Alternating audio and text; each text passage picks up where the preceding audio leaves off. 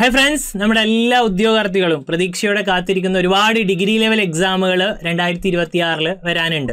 നിങ്ങൾക്കറിയാം, company board assistant, university assistant, SI exam, SBCID, അങ്ങനെ ഒരുപാട് അസിസ്റ്റന്റ് ജയിലർ എന്നൊക്കെ തുടങ്ങിയിട്ട് ഡിഗ്രി ലെവലിൽ നമുക്ക് പ്രിപ്പയർ ചെയ്യുന്നവർക്ക് വേണ്ടിയിട്ട് ഒരുപാട് എക്സാംസ് ഈ ഒരു വരുന്ന കാലയളവിൽ വരാൻ പോകുന്നുണ്ട്.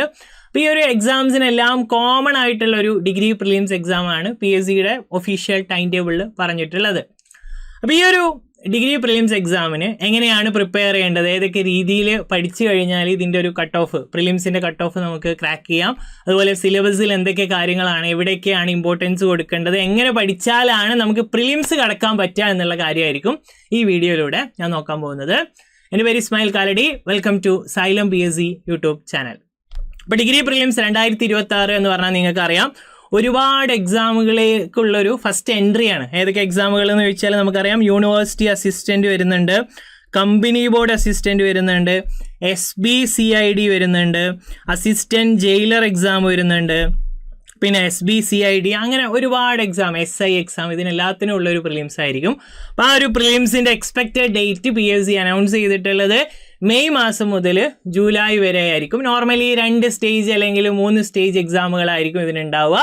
അപ്പോൾ അതിൽ നമ്മൾ മെയിൽ തന്നെ എക്സാം വരുന്നു എന്നുള്ള രീതിയിൽ തന്നെ പ്രിപ്പയർ ചെയ്ത് തുടങ്ങുക. ഏത് സ്റ്റേജിലാണ് നമ്മുടെ എക്സാം നമുക്ക് പ്രെഡിക്റ്റ് ചെയ്യാൻ പറ്റില്ല.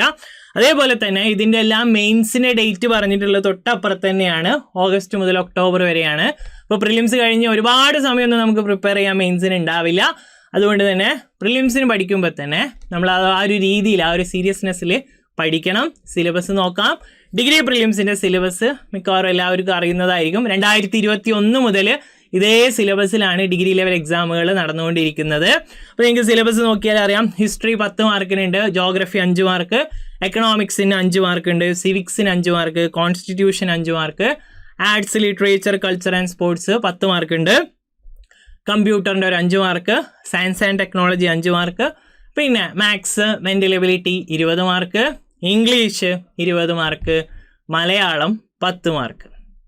അപ്പോൾ നോർമലി കാലാകാലങ്ങളായിട്ട് നിങ്ങൾ പ്രിലിംസിൻ്റെ കട്ട് ഓഫുകൾ നോക്കിക്കഴിഞ്ഞാൽ ഒരു 50 to 60 ആ ഒരു റേഞ്ചിൻ്റെ ഉള്ളിലാണ് മെജോറിറ്റി പ്രിലിംസിൻ്റെയും കട്ട് ഓഫിൻ്റെ ഏകദേശം അതിനെ അടുപ്പിച്ചേ വരാറുള്ളൂ. നോർമലി കട്ട് ഓഫ് ഡിഗ്രിയുടെ പ്രിലിംസിൻ്റെ ഏത് പരീക്ഷയായാലും കട്ട് ഓഫ്, പ്രിലിംസിൻ്റെ കട്ട് ഓഫ് ആ ഒരു റേഞ്ചിലാണ് നമ്മൾ എക്സ്പെക്ട് ചെയ്യേണ്ട കട്ട് ഓഫ് ഉള്ളത്. ഇനിയിപ്പോൾ ഒരുപാട് കയറിയ ഒരു 65, അതിന് മേലോട്ടൊന്നും എന്തായാലും കട്ട് ഓഫ് പോകില്ല. 50 to 60 എത്താനുള്ള കാര്യങ്ങൾ എന്തൊക്കെയാണ്, ഇതിൽ നിന്ന് നിങ്ങൾക്ക് വേഗത്തിൽ എടുക്കാൻ പറ്റുക, എന്തൊക്കെ ടാർഗറ്റ് ചെയ്താലാണ് ഇത് ക്രാക്ക് ചെയ്യാൻ പറ്റുക എന്നുള്ള കാര്യങ്ങളൊക്കെയാണ് നമ്മൾ നോക്കുന്നത്. അപ്പോൾ നിങ്ങൾക്കറിയാം, ഒരു ഡിഗ്രി എക്സാമിൽ ഇംഗ്ലീഷ്, മാത്സ്, മലയാളം ഈ ഭാഗം വിട്ട് ഒരു പരിപാടിയില്ല. അതിൻ്റെ 50 മാർക്ക്, അതായത് 100ൽ പകുതി അവിടെ തന്നെ ആയി, 50 മാർക്കായി. അപ്പോൾ ഈ 50 മാർക്കിൽ നിന്ന് പരമാവധി സ്കോർ ചെയ്യുക എന്നുള്ളതാണ് നിങ്ങളുടെ ഫസ്റ്റ് ടാർഗറ്റ് വരേണ്ടത്. ഒരു 30-35 അവിടെ തന്നെ നിങ്ങൾ കിട്ടുന്ന രീതിയിലേക്ക് പോവാം. 35 കിട്ടുന്ന രീതിയിലേക്ക് ഈ ഭാഗം എത്തിച്ചു കഴിഞ്ഞാൽ ബാക്കി 50ൽ നിന്ന് അപ്പോൾ നിങ്ങൾക്ക് വേണ്ടത് ഒരു 15 to 20 മാർക്കാണ്. 15-20 മാർക്കൊക്കെ എന്തായാലും നിങ്ങൾക്ക് അവിടെ നിന്ന് എടുക്കാൻ പറ്റും, ഒരു സംശയവുമില്ല. നിങ്ങൾ അത്യാവശ്യം പ്രിപ്പയർ ചെയ്തിട്ടുണ്ടെങ്കിൽ ഈസി ആയിട്ട് എത്താൻ പറ്റും. അപ്പോൾ ആ ഒരു രീതിയിലേക്ക്, അതായത് 50ൽ ഒരു 35 ഞാൻ എടുക്കും, ബാക്കി ഞാൻ എല്ലാത്തിൽ നിന്നും കൂടെ ഒരു 15 എടുക്കും. പിന്നെ ഡിഗ്രിയുടെ എക്സാം നിങ്ങൾക്കറിയാം, അത്യാവശ്യം ടൈറ്റുള്ള ക്വസ്റ്റ്യൻസ് ഒക്കെ ഉണ്ടാവും. അത് ഏത് ഭാഗത്തിലാണ് ആ ടൈറ്റ് വരിക എന്ന് നമുക്ക് പ്രെഡിക്റ്റ് ചെയ്യാനും പറ്റില്ല. ചിലപ്പോൾ ഹിസ്റ്ററി ആവും, ചിലപ്പോൾ ജോഗ്രഫി ആവും, ചിലപ്പോൾ എക്കണോമിക്സ് ആവും, ചിലപ്പോൾ മാത്സിൽ ഒരു 4-5 ക്വസ്റ്റ്യൻസ് ടൈറ്റ് ആയിരിക്കും. അപ്പോൾ ഏതിൽ നിന്ന് ആ ഒരു ടൈറ്റ് വന്നാലും നമ്മൾ എല്ലാ ക്വസ്റ്റ്യനും ഇതിൽ അറ്റൻഡ് ചെയ്യാന്നുള്ള ഒരു മൈൻഡ് സെറ്റിൽ ഒരിക്കലും ഈ എക്സാം എഴുതാൻ പോകരുത്, കഴിയില്ല.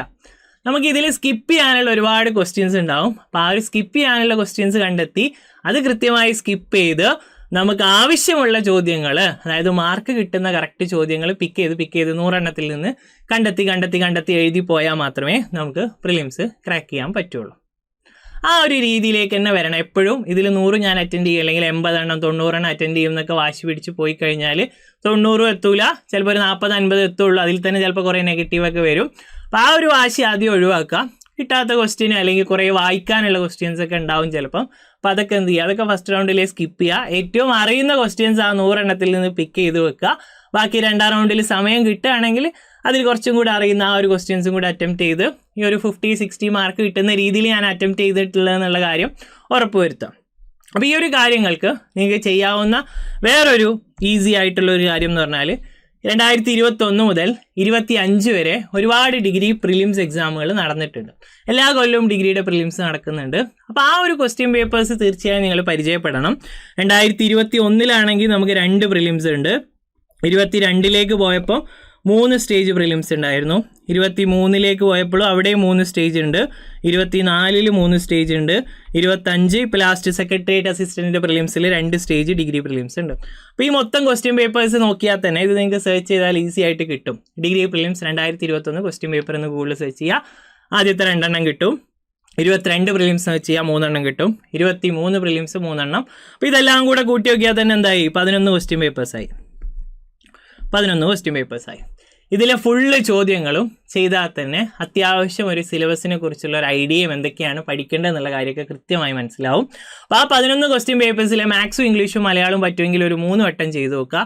മാത്സൊക്കെ എന്തായാലും മാക്സിമം ചെയ്ത് നോക്കിക്കഴിഞ്ഞാൽ എവിടെ നിന്നാണ് ക്വസ്റ്റ്യൻ സ്ഥിരമായിട്ട് വരുന്നത് എന്നുള്ള ഒരു കറക്റ്റ് ഐഡിയ കിട്ടും. അതിൽ നിന്ന് തന്നെ നിങ്ങൾക്ക് ഒരു 10 മാർക്കൊക്കെ എന്തായാലും കിട്ടും. ആ ഒരു ക്വസ്റ്റ്യൻസ് പ്രാക്ടീസ് ചെയ്താൽ തന്നെ 10 മാർക്ക് എന്തായാലും കിട്ടും. അപ്പോൾ ഇവിടെ നിങ്ങൾക്ക് മാത്സിൻ്റെ ക്വസ്റ്റ്യൻസ് തന്നെ നോക്കിയാൽ 11 × 20 220 മാത്സ് ക്വസ്റ്റ്യൻസ് നിങ്ങളുടെ കയ്യിലുണ്ട്. അപ്പോൾ നിങ്ങൾ ആദ്യം പഠിക്കേണ്ടത് ഈ ക്വസ്റ്റ്യൻസാണ്. ടോപ്പിക്കൊക്കെ ഒന്ന് ഐഡിയ കിട്ടിക്കഴിഞ്ഞ ശേഷം ആദ്യം പഠിക്കാൻ തുടങ്ങേണ്ട ക്വസ്റ്റ്യൻസ് ഇതാണ്. അതല്ലാതെ ഒരിക്കലും മോക്ക് ക്വസ്റ്റ്യൻസോ മോഡൽ ക്വസ്റ്റ്യൻസോ ഒന്നുമല്ല. ഈ 220 ക്വസ്റ്റ്യൻസും എനിക്ക് ചെയ്യാൻ പറ്റുന്നുണ്ടോ? അതിൻ്റെ ഫൈനൽ കീ വെച്ച് തന്നെ നോക്കുക. കുറേ ക്വസ്റ്റ്യൻസൊക്കെ ഡിലീറ്റ് ആയതൊക്കെ ഉണ്ടാവും, അതൊക്കെ ഒഴിവാക്കുക. ഡിലീറ്റ് ആവാത്ത ക്വസ്റ്റ്യൻസ് തന്നെ 200 എന്തായാലും ഉണ്ടാവും. അത് കൃത്യമായി ഒരു 2-3 വട്ടം ചെയ്ത് നോക്കുക. അങ്ങനത്തെ ഒരു ക്വസ്റ്റ്യൻ വീണ്ടും വന്നാൽ എനിക്ക് ചെയ്യാൻ പറ്റുമോ? ആ ഒരു മോഡലിൽ നമ്പർ മാറ്റിയിട്ടോ അല്ലെങ്കിൽ ആ സെൻറ്റൻസിലോ ഒക്കെ ചോദ്യങ്ങൾ വന്നാൽ എനിക്ക് ചെയ്യാൻ പറ്റുമോ എന്നുള്ള കാര്യം ക്ലിയർ ആക്കി വെക്കുക. അപ്പോൾ മാത്സിൻ്റെ ഭാഗം നമ്മൾ എടുക്കുകയാണെങ്കിൽ മാത്സിൽ നമുക്ക് പ്രതീക്ഷിക്കാവുന്ന ഓരോരോ ഏരിയാസ് ആയിട്ട് ഈസി ആയിട്ട് ഇതിനെ പറയാൻ പറ്റും. ഇപ്പോൾ 10 മാർക്ക് മാത്സ് ആയിട്ട് തന്നെ ഉണ്ട്. അപ്പോൾ അതിൽ ആദ്യത്തെ നമ്പേഴ്സ്, ഫ്രാക്ഷൻസ്, ഡെസിമൽസ് എന്ന് പറഞ്ഞ 2 ടോപ്പിക്കിൽ നിന്ന് 2 മാർക്ക് എന്തായാലും കിട്ടും. അവിടെ നിന്ന് എന്തായാലും 2 മാർക്കിൻ്റെ ക്വസ്റ്റ്യൻ ഉണ്ടാവും. പിന്നെ പെർസെൻറ്റേജിൻ്റെ ഒരു ഗ്രൂപ്പിംഗ് ചെയ്യുകയാണെങ്കിൽ ഈ 3 കൂടെ ഗ്രൂപ്പ് ചെയ്യുകയാണെങ്കിൽ അവിടുന്ന് ഒരു 2 മാർക്ക് എന്തായാലും വരുന്ന ക്വസ്റ്റ്യനാണ്. അതുപോലെ പ്രിലിംസ് നോക്കിക്കഴിഞ്ഞാൽ എല്ലാ പ്രിലിംസിലും സ്ഥിരമായി വരുന്ന ടൈം ആൻഡ് വർക്കിൻ്റെ ക്വസ്റ്റ്യൻ ഉണ്ടാവും. പിന്നെ ടൈം ആൻഡ് ഡിസ്റ്റൻസിൻ്റെ ഒരു ക്വസ്റ്റ്യൻ ഉണ്ടാവും. മിക്കവാറും പരീക്ഷകളിലൊക്കെ എക്സ്പോണൻസിൻ്റെ ക്വസ്റ്റ്യൻ ഉണ്ടാവും. അപ്പോൾ അങ്ങനെയൊക്കെയുള്ള സ്ഥിരം വരുന്ന കുറേ ചോദ്യങ്ങളുണ്ട്. അതെങ്ങനെയാണ് മനസ്സിലാവുക? ഈ 11 ക്വസ്റ്റ്യൻ പേപ്പേഴ്സ് 2-3 വട്ടം പ്രിൻ്റ് എടുത്ത് ചെയ്ത് പഠിച്ചാൽ മനസ്സിലാവും. പിന്നെ 2D 3Dയിൽ നിന്നൊക്കെ 1-2 ക്വസ്റ്റ്യനൊക്കെ വരാറുള്ളൂ. അപ്പോൾ അവിടെ ഒരുപാട് നമ്മളൊരു LDC പോലെ ഒരുപാട് അതിലിരുന്നിട്ട് പഠിച്ചിട്ട് കാര്യമില്ല. അതിലുള്ള ഇക്വേഷൻസ് പഠിക്കുക കൃത്യമായിട്ട്. ഇവിടുന്ന് ഒരു ക്വസ്റ്റ്യൻ അല്ലെങ്കിൽ 2 ക്വസ്റ്റ്യൻ മാക്സിമം അത്രേ വരുള്ളൂ. 5 ക്വസ്റ്റ്യനൊന്നും 2D 3Dയിൽ നിന്ന് ഇതുവരെ വന്നിട്ടില്ല. അങ്ങനെ LDCയിലൊന്നും വരുന്ന പോലെ വരാറില്ല. SCRT ബേസ് ചെയ്ത് ഒരുപാട് ചോദ്യങ്ങൾ മാത്സിൽ വരാറില്ല. അപ്പം ഞാൻ പറഞ്ഞ പോലെ ഈ ടിക്കറ്റ് ഏരിയാസ് ഷുവറാണ്. ബാക്കിയുള്ളതും വരാം, പക്ഷേ ഇതെന്തായാലും വരാറുണ്ട് എന്നുള്ള കാര്യമാണ് പറഞ്ഞത്. ഇതിൽ ഇമ്പോർട്ടൻസ് കൊടുക്കുക, മാർക്ക് സ്കോർ ചെയ്യാൻ നോക്കുക.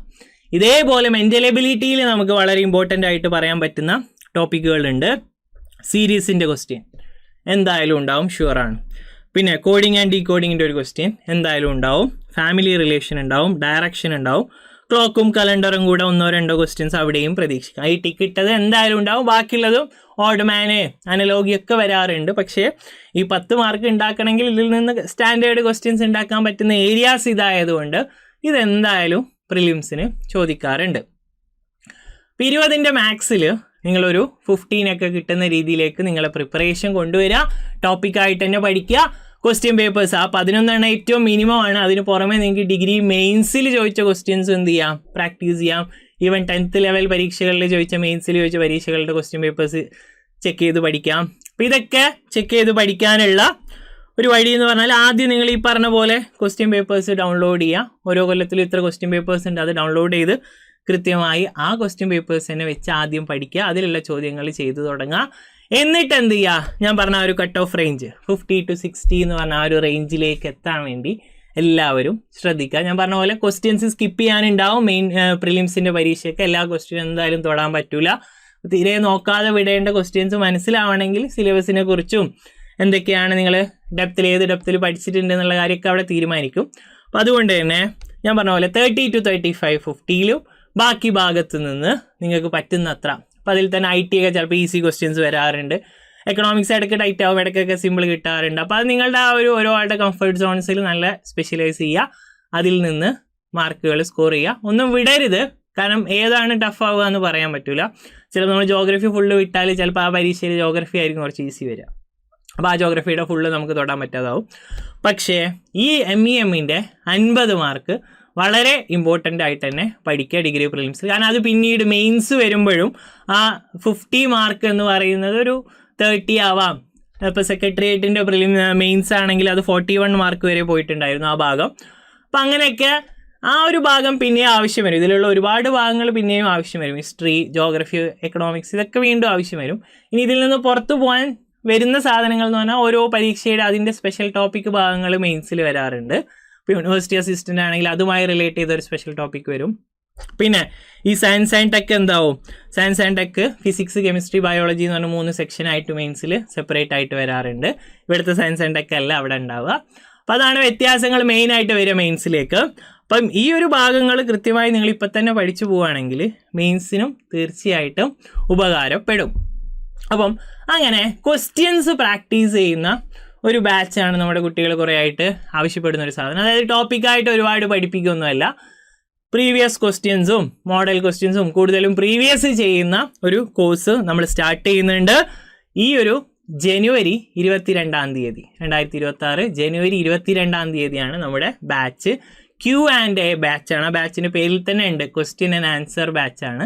അപ്പോൾ എല്ലാ ടോപ്പിക്കിൻ്റെയും PYQസും അതുപോലത്തെ ക്വസ്റ്റ്യൻസും ഒക്കെ പ്രാക്ടീസ് ചെയ്യുന്ന ഒരു ബാച്ചായിരിക്കും. അപ്പോൾ കുറച്ചൊക്കെ പ്രിപ്പറേഷൻ ആയവർക്ക് റിവിഷൻ ചെയ്യാനും അതുപോലെ ക്വസ്റ്റ്യൻസിനെ കുറിച്ചൊരു ഐഡിയ കിട്ടാനും ഒക്കെ എന്ത് ചെയ്യാം, ഈ ബാച്ചിൽ നിങ്ങൾക്ക് തീർച്ചയായും ജോയിൻ ചെയ്യാം. 799 രൂപയുള്ളൂ. വളരെ അഫോർഡബിൾ ആയിട്ടുള്ള കോസ്റ്റാണ്. ഏത് രീതിയിൽ പ്രിപ്പറേഷൻ നിൽക്കുന്നവരാണെങ്കിലും ആ 799 രൂപയ്ക്ക് നിങ്ങൾക്ക് എന്തായാലും ഇഷ്ടം പോലെ ക്വസ്റ്റ്യൻസിൻ്റെ കണ്ടൻറ്റും അതിൻ്റെ ആൻസേഴ്സും, നിങ്ങൾക്ക് വേറെ എന്തെങ്കിലും ആ ക്വസ്റ്റ്യൻ ആയിട്ടുള്ള ഡൗട്ട് ഉണ്ടെങ്കിൽ അതൊക്കെ എഡ്യൂക്കേറ്റേഴ്സായിട്ട് ക്ലിയർ ചെയ്യാനുള്ളൊരു ലൈവ് ബാച്ച് ആയിരിക്കും. അപ്പോൾ ഈ ബാച്ച് തുടങ്ങുന്നത് മറക്കണ്ട, 22 ജനുവരി 22 ജനുവരിയാണ് ഈ ബാച്ച് തുടങ്ങുന്നത്. വേറെ എന്തെങ്കിലും സംശയങ്ങൾ ഉണ്ടെങ്കിൽ നിങ്ങൾക്ക് ഇവിടെ കാണുന്ന നമ്പർ 999500 എന്നുള്ള നമ്പറിലേക്ക് വിളിക്കാവുന്നതും ആണ്. അപ്പോൾ എല്ലാവരും ഈ 2026 ഡിഗ്രി പ്രിലിംസ്, അതായത് ഡിഗ്രി ലെവൽ എക്സാമുകൾ ടാർഗറ്റ് ചെയ്യുന്നവർ, അതും ഒരുപാട് എക്സാമുകൾ വരുന്നുണ്ട്. യൂണിവേഴ്സിറ്റി അസിസ്റ്റൻ്റ് ഉണ്ട്, കമ്പനി ബോർഡ് അസിസ്റ്റൻ്റ്, ഇതൊക്കെ വളരെ പ്രസ്റ്റീജിയസ് ആയിട്ടുള്ള ഡിഗ്രി ലെവൽ പോസ്റ്റുകളാണ്. SBCID, അസിസ്റ്റൻറ്റ് ജയിലർ, SI എന്നൊക്കെ പറഞ്ഞിട്ട് ഒരുപാട് എക്സാമുകളുണ്ട്. അപ്പോൾ ഇതിനെല്ലാത്തിൻ്റെയും ഒരു ഫസ്റ്റ് എൻട്രിയാണ് ഡിഗ്രി പ്രിലിംസ്. അത് ക്രാക്ക് ചെയ്യാൻ നമുക്ക് മെയിൻസ് എഴുതാൻ പറ്റില്ല. അപ്പോൾ അത് ക്രാക്ക് ചെയ്യാനുള്ള ഒരു Q&A ബാച്ചാണ്. അപ്പോൾ എല്ലാവരും ആ ഒരു അവസരം പരമാവധി പ്രയോജനപ്പെടുത്തുക. അതുപോലെ വേറെ എന്തെങ്കിലും പ്രിപ്പറേഷനെ കുറിച്ചുള്ള സംശയങ്ങളുണ്ടെങ്കിൽ വീഡിയോയുടെ താഴെ കമൻറ്റ് ചെയ്യുക. ഞാൻ പറഞ്ഞ പോലെ ആ 11 ക്വസ്റ്റ്യൻ പേപ്പേഴ്സ് നിർബന്ധമായിട്ട് ഒരു 3 വട്ടമെങ്കിലും എല്ലാവരും ചെയ്യുക. 2021 മുതൽ 25 വരെയുള്ള മൊത്തം ക്വസ്റ്റ്യൻ പേപ്പേഴ്സും ഇന്ന് തന്നെ പോയിട്ട് പ്രിൻ്റ് എടുത്തിട്ടോ അല്ലെങ്കിൽ ഫോണിൽ PDF ആയി ഡൗൺലോഡ് ചെയ്തിട്ടോ അത് ചെയ്ത് പഠിച്ച് പ്രിപ്പറേഷൻ ആ എക്സാമിന് മുന്നേ തന്നെ അത് 2-3 വട്ടം ചെയ്താൽ തന്നെ നിങ്ങൾക്ക് നല്ല കോൺഫിഡൻസ് കിട്ടും. അപ്പോൾ ആ രീതിയിലേക്ക് പ്രിപ്പറേഷൻ കൊണ്ടുപോവുക. ഈ പരീക്ഷ എഴുതുന്ന എല്ലാവർക്കും ഓൾ ദി ബെസ്റ്റ്. നമുക്ക് വേറൊരു വീഡിയോയിൽ വീണ്ടും കാണാം. Thank you.